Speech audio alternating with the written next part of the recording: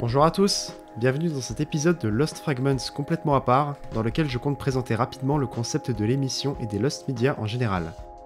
Si cette vidéo est vraiment très courte, c'est parce qu'elle a été pensée pour être une introduction simple et concise à l'émission et au monde des Lost Media au sens large. Sur ce, bon visionnage! Quand on parle de Lost Media au sens large, il peut techniquement s'agir d'à peu près n'importe quoi finalement. Une très grande partie d'entre eux sont des vidéos ou des films, mais il peut également s'agir d'une musique, d'un jeu vidéo, d'un texte ou d'une bande dessinée, pour ne citer que quelques exemples. La variété est vraiment un gros point fort de cet univers. Ce qui définit un Lost Media, c'est avant tout son inaccessibilité au grand public à un certain degré, sur une période qui peut être très variable. Dans certains cas, les Lost Media en question ont été complètement détruits et sont donc perdus à jamais, tandis que d'autres ont seulement été confisqués et ne sont disponibles que pour une poignée de personnes, comme c'est par exemple le cas pour la tristement célèbre cassette vidéo du cannibale Armin Meiwes, contenant environ 2 heures de démembrement humain.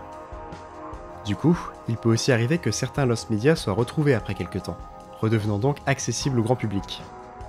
Un des exemples les plus connus de ce genre de cas est celui du court-métrage d'animation Crax, qui fut diffusé plusieurs fois entre 1975 et 1979, avant de disparaître complètement pendant plus de 30 ans.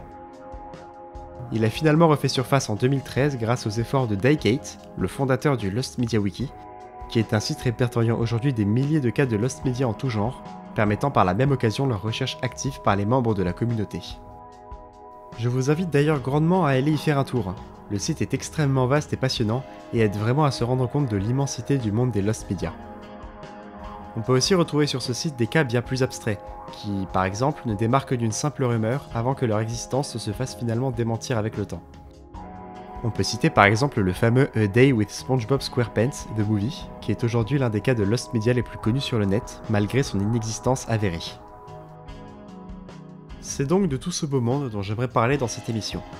Je trouve que la nature en quelque sorte secrète des Lost Media leur donne une aura particulièrement mystérieuse qui personnellement me fascine, d'autant que beaucoup portent en eux une histoire passionnante. J'espère pouvoir transmettre cet amour à travers cette émission et vous donner envie de vous plonger à votre tour dans cet univers vaste et fascinant. Merci à vous d'avoir regardé et à la prochaine!